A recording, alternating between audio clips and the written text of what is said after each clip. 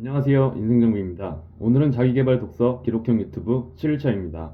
하루 10분에서 20분 아주 작은 변화의 힘을 느끼며 꾸준히 해나가고 있습니다.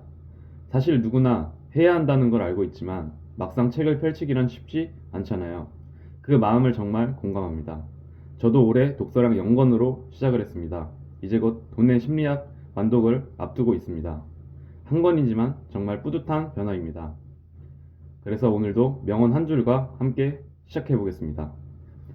작은 습관에 큰 변화를 만든다. 제임스 클리어. 아주 작은 습관의 힘의 저자입니다. 이 말처럼 우리가 하루에 단 10분만 책을 읽는 습관을 만든다고 해도 3개월 뒤, 6개월 뒤에는 생각의 깊이와 말의 무게가 달라질 수 있겠다는 생각이 듭니다.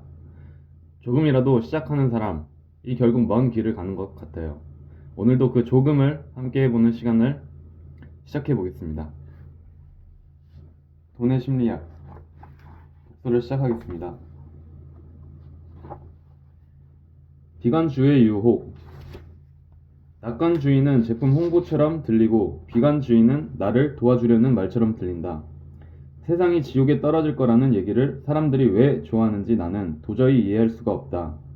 일리노이 대학교의 경제사학자 디르드리 매클로스키는 이런 말을 남겼다.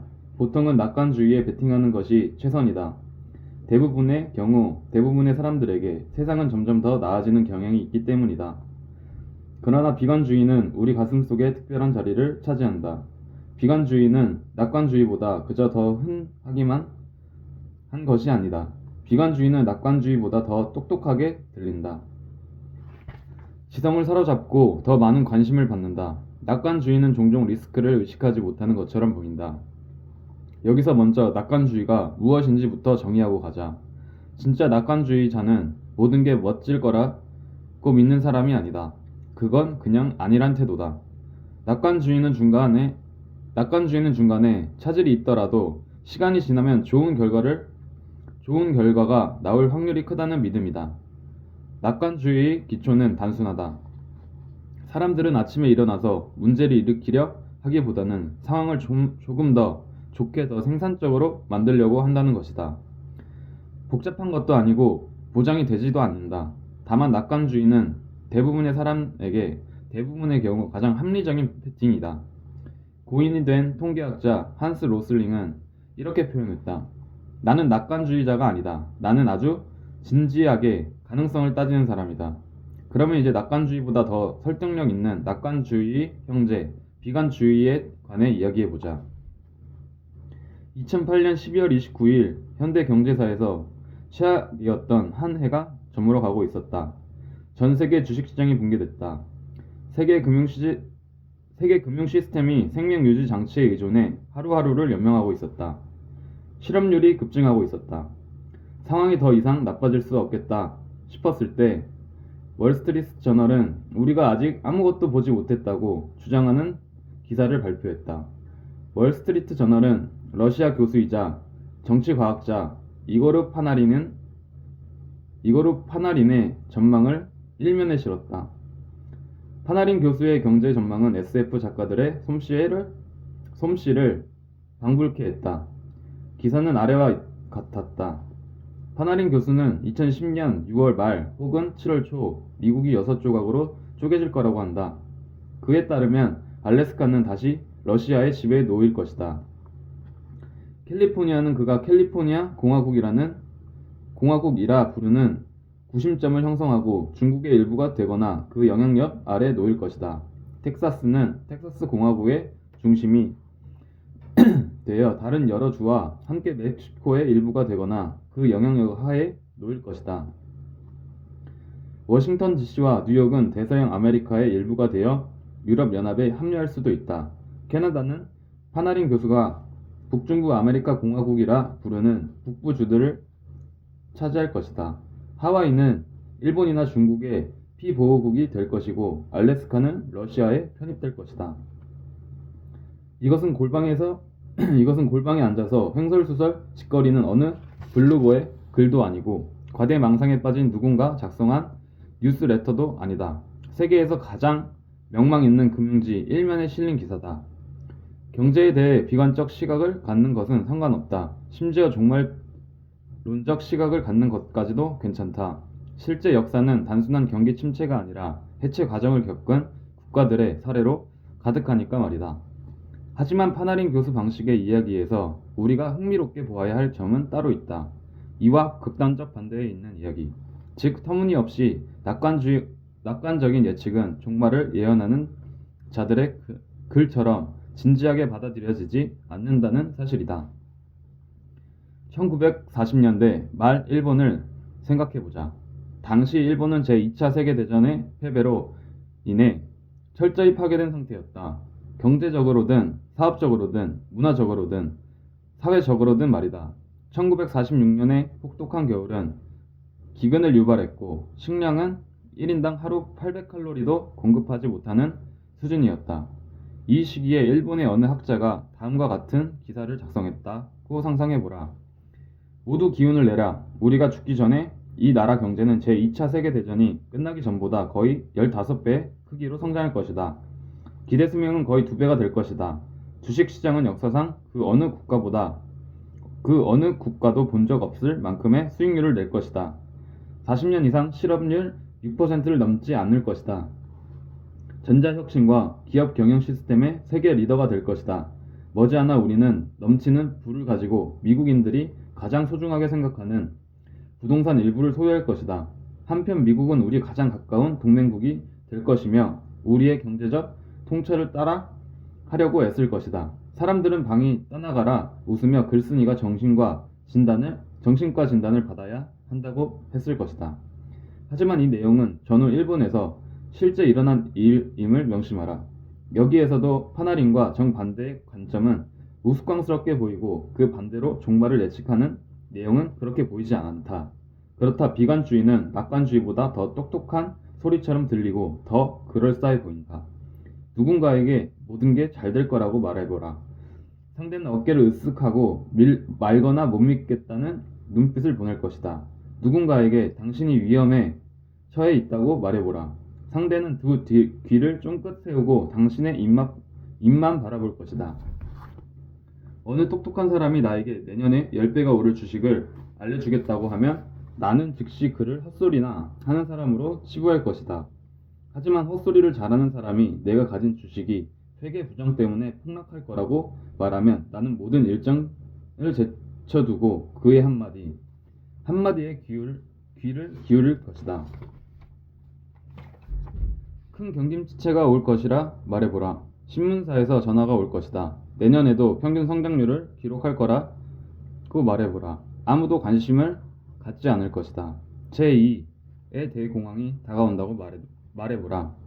TV에 출연하게 될 것이다. 좋은 시절이 올 거라고, 혹은 시장이 상승할 거라고, 혹은 어느 기업이 어마어마한 잠재력이 있다고 말해보라. 평론가나 구경꾼이나 한 목소리로 당신은 세일즈맨이거나 리스크를 모른다고 말할 것이다.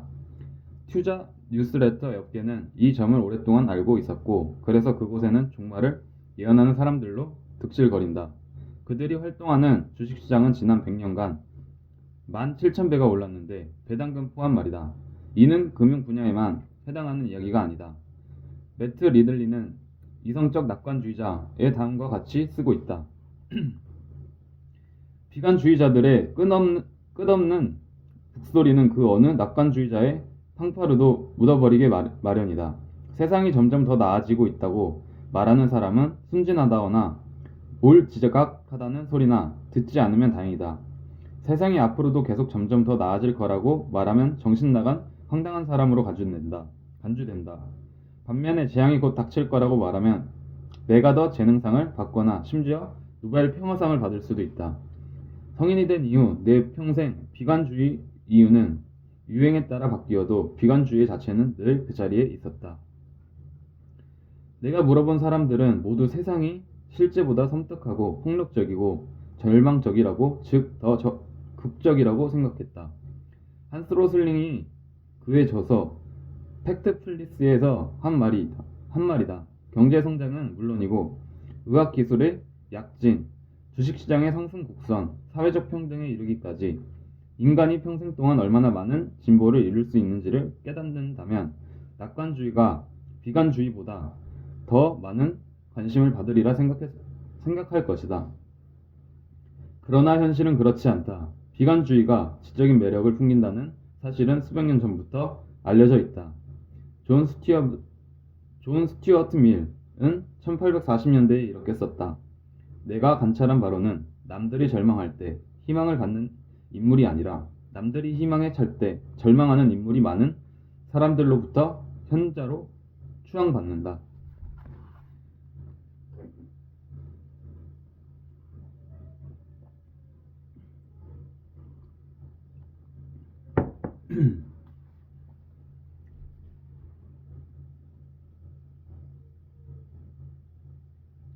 내가 관찰한 바로는 남들이 절망할 때 희망을 갖는 인물이 아니라 남들이 희망에 찰 때 절망하는 인물이 많은 사람들로부터 현자로 추앙받는다. 문제는 왜 그런가 하는 점이다. 그리고 이렇게 비관주의에 끌리는 인간의 성향이 우리가 돈을 생각하는 방식에 어떤 영향을 미치는가에 대해 생각해보자. 아무도 미치지 않았다는 전제를 다시 한번 되새겨보자. 돈 문제에 관한 한 비관주의가 매력적으로 들리는 데는 그럴 만한 이유가 있다. 그 이유가 무엇인지 알면 비관주의를 지나치게 맹신하지 않는 데 도움이 될 것이다. 일부는 본능적인 것이기에 어쩔 수가 없다. 데니얼 카너먼은 손실을 극도로 싫어하는 것이 진화 과정에서 만들어진 생존책이라 말한다. 그는 다음과 같이 쓰고 있다. 직접적으로 서로 비교하거나 견주어 보면 손실이 이득보다 더 커 보인다. 긍정적 기대나 경험, 그리고 부정적 기대나 경험, 이 두 가지가 비대칭적인 힘을 갖게 된 배경에는 진화론적 역사가 있다. 기회보다는 위협을 더 긴급한 일로 취급하는 유기체는 그렇지 않은 유기체보다 살아남아 번식할 확률이 더 크기 때문이다.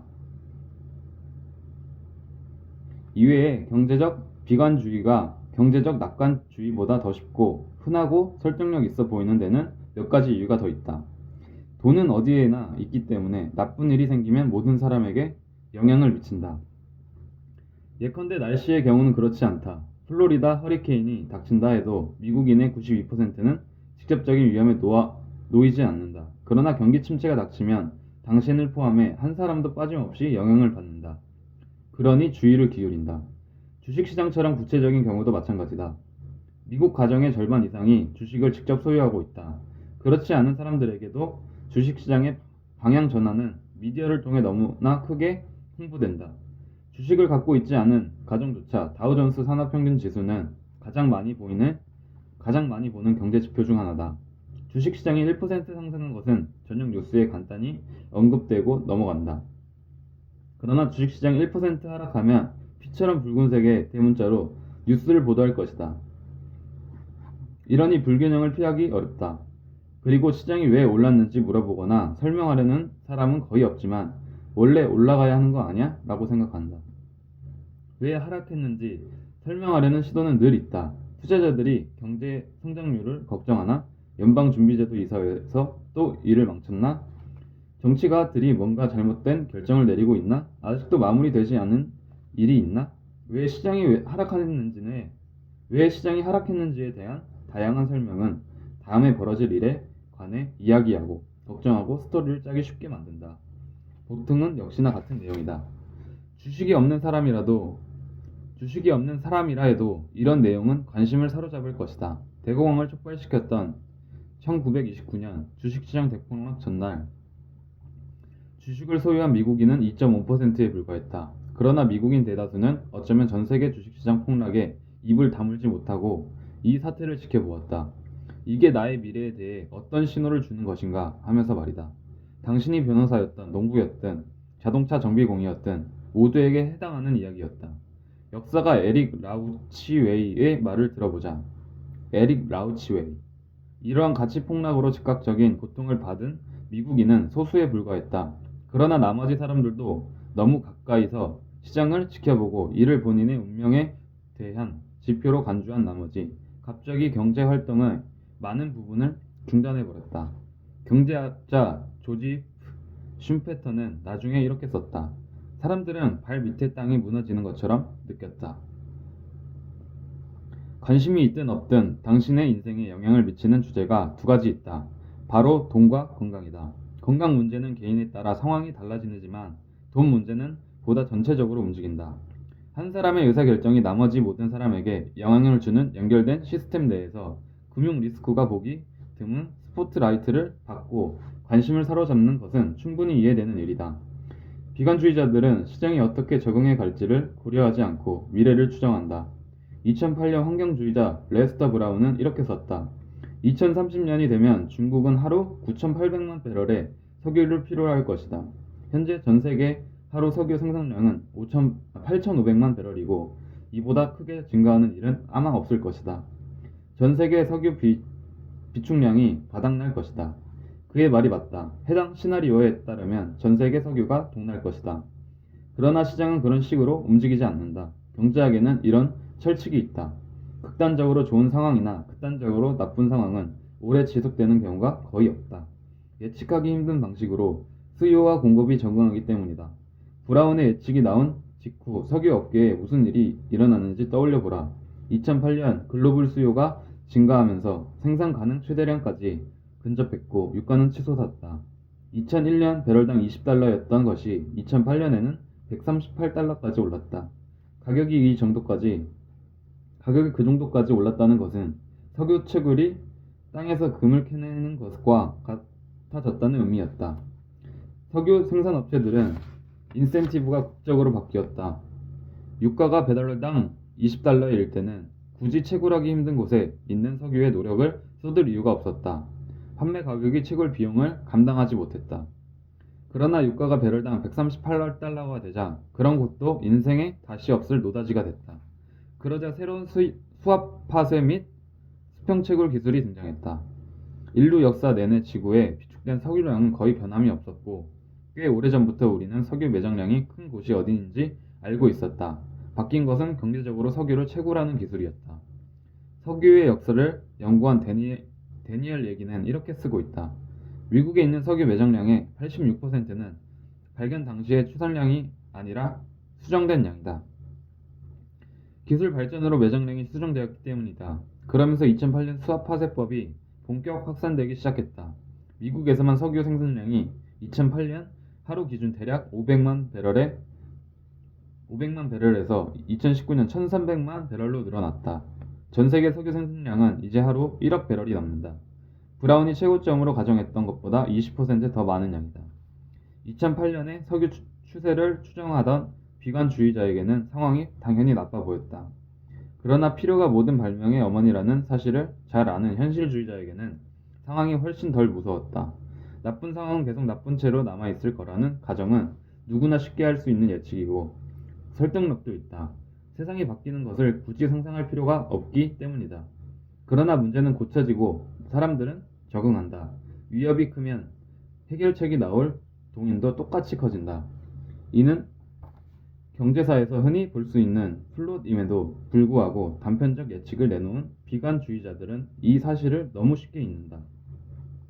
진보는 너무 느리게 일어나서 알아채기가 힘들지만 파괴는 너무 빠르게 일어나서 무시하기가 어렵다. 하루아침에 벌어진 비극은 많다. 하루아침에 일어난 기적은 흔치 않다. 1889년 1월 5일 디트로이트 프리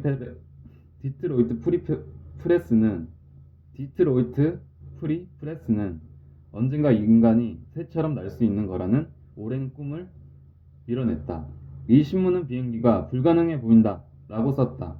필요한 연료와 엔지니어를 탑재한 하늘을 나는 기계의 최소 무게는 300에서 400파운드 이상이 될 수밖에 없다. 그러나 무게 하한은 분명 50파운드를 크게 넘지 않을 것이다. 그 이상이 되면 동물은 날지 못한다. 자연은 이 한계에 도달했고 아무리 노력해도 그 이상을 넘을 수 없었다. 6개월 뒤 고등학교를 중퇴한 오빌 라이트는 형 윌버를 도와 뒷마당 헛간에서 인쇄기를 뚝딱 만들었다. 형제가 합작하여 만든 첫 번째 발명품이었다. 그 뒤에도 발명품은 계속되었다. 20세기의 가장 중요한 발명품 목록을 꼽는다면 비행기는 적어도 5위 안에 들 것이고 어쩌면 1위일 수도 있다. 비행기는 모든 것을 바꿔놓았다. 세계대전을 일으켰고 세계대전을 끝냈다. 도시와 시골 사이의 격차에 다리를 놓고 대양과 각국을 이으면서 전 세계를 연결했다. 그러나 라이트 형제가 최초의 비행기를 만든 기나긴 여정에는 흥미진진한 반전이 있다. 두 사람이 비행을 정복했음에도 불구하고 아무리 눈치채지 못한 것이다. 누구도 관심이 없는 듯했다. 프레더릭 루이스 앨런은 1952년에 발표한 미국사 책에서 이렇게 썼다.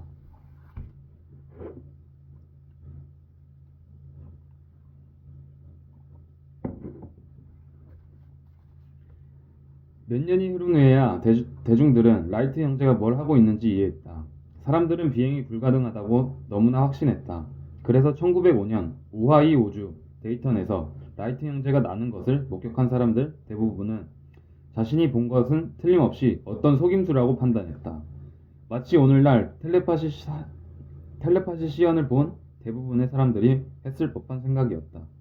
라이트 형제의 최초 비행기 이후 거의 4년 반이 흐른 1908년 5월이 돼서야 이들 형제가 하고 있는 일을 취재하기 위해 노력한 기자들이 파견되었고, 이들이 보내온 흥분된 속보를 노련한 편집자들이 온전히 믿기 시작했으며 마침내 세상은 인간의 비행이 성공하였음을 깨달았다.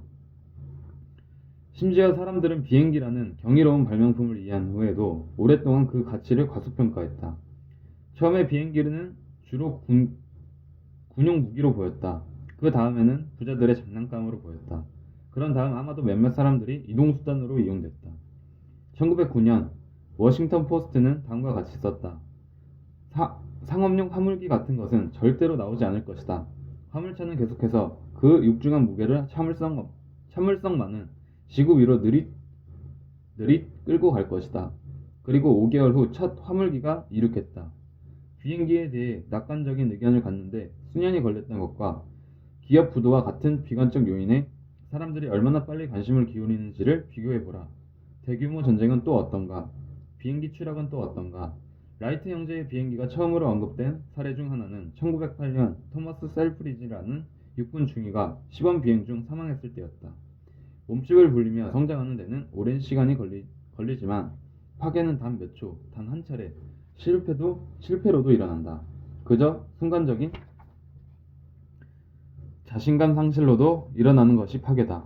비관주의를 중심으로 이야기를 만들어내기가 쉬운 이유는 따끈따끈한 최근 이야기가 더 많기 때문이다.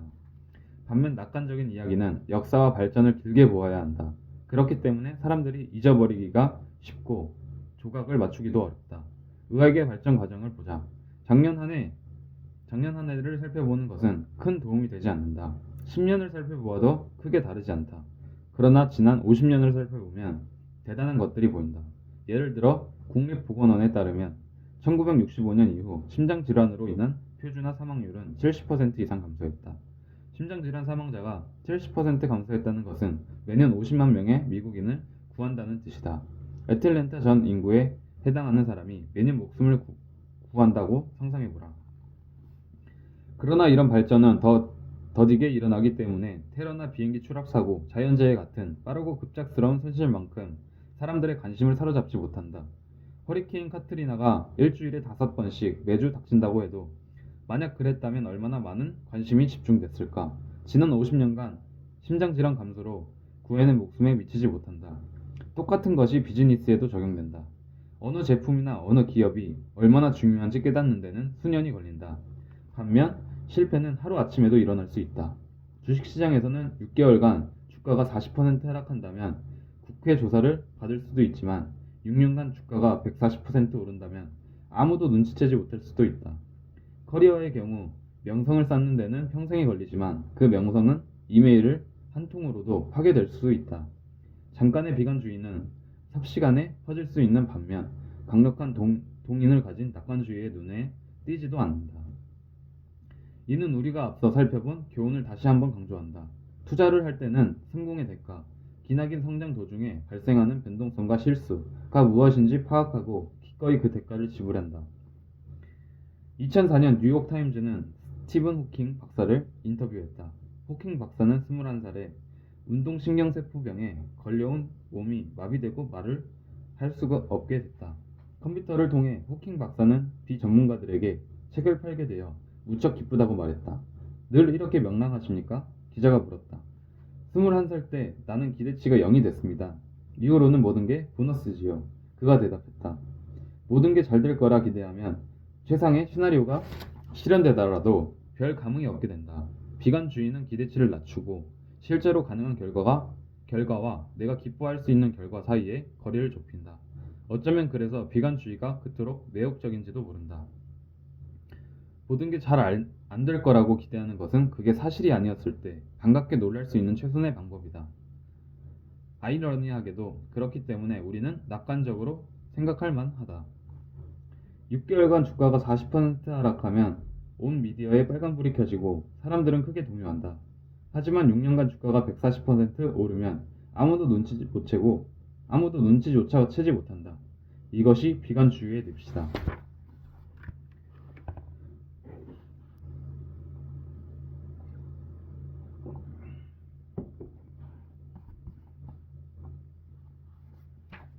간절하면 믿게 되는 법이죠. 매력적인 허구와 스토리는 왜 통계보다 강력한가?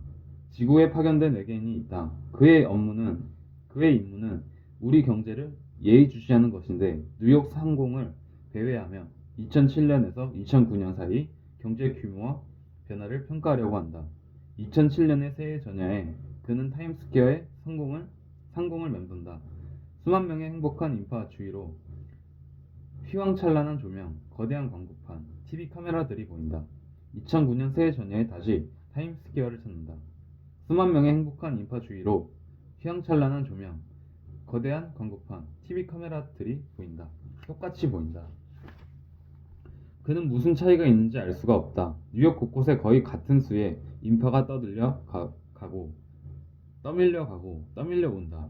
그들 주위의 빌딩도 같은 수고, 그 안에 들어있는 책상도, 컴퓨터도 같은 수고, 연결된 인터넷도 같은 수다. 도시 밖에서는 같은 수의 공장과 창고 똑같은 고속도로 연결되어 있고 같은 수의 트럭들이 달리고 있다. 땅으로 좀 더 가까이 내려와 보니 같은 수의 대학에서 같은 주제를 가르치며 같은 수의 사람들에게 똑같은 학위를 나눠주고 있다. 획기적인 아이디어를 보호하는 특허도 같은 수다. 그는 기술의 발전한 것을 눈치챈다. 2009년에 모든 사람이 들고 다니는 스마트폰이 2007년에는 없었다. 컴퓨터도 좀 더 빨라졌다. 의술도 좋아졌다. 자동차 연비도 개선됐다. 태양광 기술과 수압파쇄 기술도 발전했다. 소셜미디어가 기하급수적으로 성장했다. 나라 곳곳을 비행해도 같은 것이 보인다. 지구 곳곳을 비행해도 역시나 똑같다. 경제는 거의 같은 형편이고 어쩌면 2009년이 2007년보다 더 좋아진 것 같다고 결론 내린다. 그러다가 숫자를 살펴본다. 2009년 미국 가계가 2007년보다 16조 달러나 가난해졌다는 사실에 그는 충격을 받는다. 미국의 실업자가 1,000만 명이나 늘어난 사실을 접하고 입이 떡 벌어진다. 설마 하고 의심하던 찰나 주식시장의 가치가 2년 전의 절반에 불과하다는 것을 알게 된다. 경제 잠재력에 대한 사람들의 예측이 이처럼 곤두박질 쳤다는 사실이 믿기지 않는다. 이해가 안 가는군. 그가 말한다. 도시들도 봤고 공장들도 봤어. 당신들은 똑같이 지식, 똑같은 도구, 똑같은 생각을 갖고 있어. 아무것도 바뀌지 않았다고? 그런데 왜 더 가난해진 거야? 왜 더 비판적인 거야? 2007년, 2009년 사이에 외계인이 볼 수 없었던 차이가 하나 있다. 바로 경제에 관해 우리가 스스로에게 들려주는 이야기다. 2007년 우리는 주택가격 안정과 은행가들의 신중함, 금융시장의 정확한 리스크 평가 능력에 관한 이야기를 했다. 그러나 2009년에는 더 이상 그 이야기를 믿지 않았다. 변한 것은 그것뿐이었다. 하지만 그게 세상의 모든 차이를 낳았다. 주택가격이 계속 상승할 거라는 내러티브가 한 번 깨지자 주택담보대출, 미상환율이 상승했고 은행은 돈을 잃었으며 다른 사업체에 빌려주는 대출금을 줄였다. 이는 정리해고로 이어졌고 그러자 소비가 줄었고 이는 다시 더 많은 해고로 이어졌다. 새로운 내러티브를 고수한다는 점 외에 2009년의 부와 성장 여력은 2007년과 똑같거나 아니면 더 컸다. 그런데도 경제는 80년 만에 최악의 타격을 받았다. 이는 예컨대 1945년 독일과는 다른 상황이다. 당시 독일은 제조 기반이 깡그리 사라졌다. 2000년대 일본과도 달랐다. 당시 일본은 생산 가능 인구가 줄어들고 있었다. 이는 눈에 보이는 경제적 손실이다. 2009년에 우리는 스스로에게 내러티브 손실을 입혔고 그 결과는 끔찍했다. 존재하는 가장 강력한 경제적 힘 중 하나였다. 경제나 사업, 투자, 커리어의 성장을 생각할 때 우리는 눈에 보이는 것들을 먼저 생각한다. 얼마나 많은 것을 갖고 있고 무엇을 할 수 있는가 하고 말이다. 그러나 눈에 보이지 않는 스토리는 다른 것들과는 비교도 안 될 만큼 강력한 힘을 경제에 미친다. 스토리의 경제에 유형적 부분이 작동할 수 있게 하는 연료, 내지는 우리의 능력을 억제하는 브레이크와 같다. 스토리가 좌우하는 세상에서 개인이 돈을 관리할 때 염두에 두어야 할 사항이 두 가지 있다. 무언가가 사실이기를 간절히 바랄수록 사실일 확률을 과대평가하는 스토리를 믿는 가능성이 커진다. 당신 인생에서 가장 행복했던 날은 언젠가? 다큐멘터리 영원히 사는 법에서 100살이 넘은 부인에게 무심코 이런 질문을 하자 그녀는 놀라운 답을 내놓는다. 휴전 기념일이요. 1918년 제1차 세계대전을 끝낸 휴전 협정을 가리킨 것이었다. 왜요? 프로듀서가 물었다. 다시는 전쟁이 없을 거라 생각했으니까요. 하지만 21년 뒤 제2차 세계대전이 일어나 7,500만 명이 죽었다. 인생에는 우리가 사실이길 간절히 바라기 때문에 사실이라 믿는 것들이 많이 있다. 나는 그런 것들을 매력적인 허구라고 부른다. 매력적인 허구는 우리가 돈을 생각하는 방식에 큰 영향을 미친다. 특히 투자와 경제에 관해서 말이다. 당신은 똑똑하다. 해결책을 찾고 싶다. 하지만 통제할 수 있는 부분은 한정적이고 중대한 사안이 걸려있다. 바로 이럴 때 매력적인 허구가 발생한다. 매력적인 허구는 아주 강력해서 거의 아무 것이나 믿게 만든다. 간단한 예를 하나 보자. 알리 하자지라는 사람의 아들이 아팠다. 예먼인들이 모여 사는 그의 동네 어른들이 민간요법을 하나 제안했다. 아들의 가슴에 불타는 꼬챙이를 끝을 밀어 넣어 병이 몸 밖으로 빠져나오게 하자는 것이다. 이 방법을 쓴 후 하자지는 뉴욕 타임스에 다음과 같이 말했다. 돈은 없고 아들이 아프면 뭐라도 믿게 되죠. 제대로 된 의료기술이 나오기 수천 년 전부터 다양한 치료법이 있었다. 세균이 발견되고 과학적 방법이 나오기 전에는 피 뽑기, 굶기기, 몸에 구멍을 뚫어서 악마를 빼내기 등 아무 효과는 없고 죽음을 재촉하는 여러 방법을 사용했다. 미친 것처럼 보인다. 하지만 간절히 필요한데 좋은 해결책이 보이지 않거나 이용할 수 없는 형편이라면 저항이 가장 적은 길은 하자지의 추론을 따르는 것이다. 아무 거라도 믿어보는 것.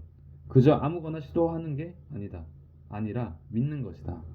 런던 대역병의 연대기를 썼던 영국의 소설가 데니얼 디포는 1722년에 다음과 같이 말했다.